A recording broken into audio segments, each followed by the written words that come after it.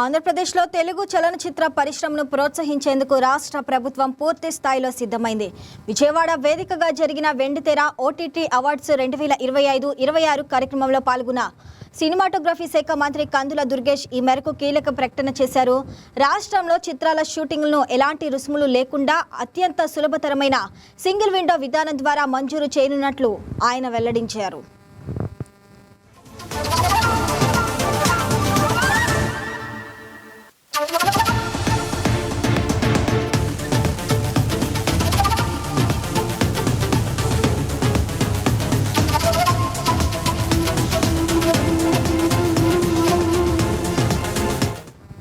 ముఖ్యమంత్రి నారా చంద్రబాబు నాయుడు, ఉప ముఖ్యమంత్రి పవన్ కళ్యాణ్ మార్గదర్శకత్వంలో ఏపీలో సినిమా రంగానికి అవసరమైన వసతులను కల్పిస్తామని మంత్రి దుర్గేష్ తెలిపారు.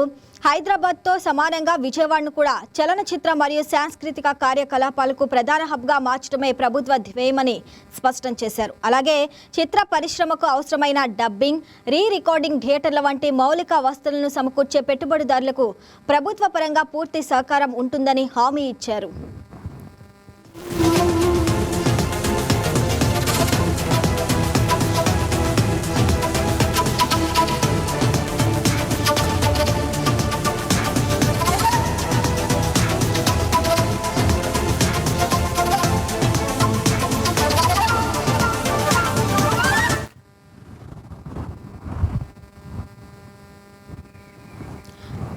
రైట్, ఇక ఇదే అంశానికి సంబంధించి మరింత సమాచారం మా కరెస్పాండెంట్ బిందు అందిస్తారు లైవ్లో.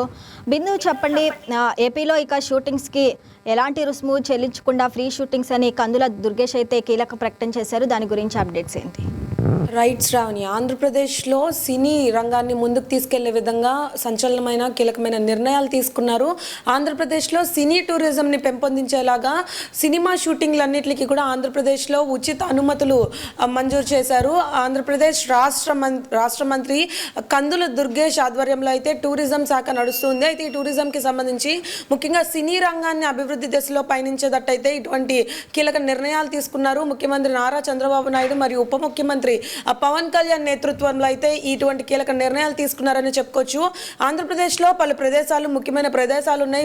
షూటింగ్లకి చాలా వరకు ఉపయోగపడుతూ ఉన్నాయన్న నేపథ్యంలో షూటింగ్లకి ఉచితంగా అనుమతులు ఇవ్వడం జరిగింది. ఎటువంటి రుసుము చెల్లించకుండా ప్రతి ఒక్కరు షూటింగ్ చేసుకునే అవకాశాన్ని కూడా కల్పించారని చెప్పుకోవచ్చు. ఆంధ్రప్రదేశ్కి సంబంధించి ముఖ్యంగా చాలా వరకు కొండ ప్రాంతాలు, తీర ప్రాంతాలు, చారిత్రక ప్రాంతాలు చాలా వరకు ఉన్నాయి. వీటిలన్నిటికీ కూడా సినిమాలకి హబ్గా మారేటట్టు కూడా చేయబోతున్నారు. ముఖ్యంగా విజయవాడకు సంబంధించి కొంతకాలంలో, అంటే గతంలో చూసుకుంటే విజయవాడ సినిమాలకి హబ్గా మారేది, అంటే సినీ అడ్డా అని కూడా చెప్పేవారు విజయవాడని. అటువంటి విజయవాడలో చాలా వరకు సినిమాలు తక్కువైనాయి. అంటే సినిమా షూటింగ్లు కానీ, సినిమా పోస్టర్లు వేయడం కానీ ఇవన్నీ తక్కువ అవుతున్న నేపథ్యంలో విజయవాడకు కూడా ప్రత్యేక గుర్తింపు కూడా ఈ సినిమా రంగంతో వచ్చింది. ఎందుకంటే అమరావతి రాష్ట్ర రాజధానిగా మారినప్పటి నుండి ఎక్కువ అవకాశాలు వస్తున్నాయి. కాబట్టి ఎంతైతే ఉద్యోగ అవకాశాల కల్పన కలుగుతూ ఉందో అదేవిధంగా ఈ సినీ రంగానికి సంబంధించి కూడా అంతే అవకాశాలు కలుగుతాయని కూడా ఆశాభావం వ్యక్తం చేస్తూ రాష్ట్ర మంత్రి కందుల దుర్గేష్ ఈ నిర్ణయం తీసుకున్నారని చెప్పుకోవచ్చు. ముఖ్యంగా చూసుకుంటే సినిమా అనేది ఒక రంగమే కాకుండా ఈ సినీ రంగానికి సంబంధించి చాలా మంది ఉపాధి పొందుతూ ఉంటారు. వేలాది మంది ఈ సినిమా ఫీల్డ్లో ఉపాధి పొందుతూ ఉంటారు. వారందరికీ కూడా ఒక మంచి చక్కటి అవకాశం ఇచ్చినట్టు ఉంటుందని కూడా చెప్పుకోవచ్చు. విజయవాడకు సంబంధించి ఇటీవల నందమూరి బాలకృష్ణ కూడా అమరావతిలో ఆయన ఒక సినిమా క్లాప్ని కూడా స్టార్ట్ చేయడం జరిగింది. అదేవిధంగా అల్లరి నరేష్ దుర్గా మల్లేశ్వర స్వామి దేవస్థానానికి సంబంధించి భవానీ దీక్షలు చేస్తున్నట్టు కూడా సినిమా షూటింగ్ జరుగుతుంది. ఇలాంటివి మరెన్నో కూడా ఆంధ్రప్రదేశ్కి రావాలని ఒక మంచి ఉపాయంతో అయితే కీలక నిర్ణయం తీసుకున్నారని చెప్పుకోవచ్చు.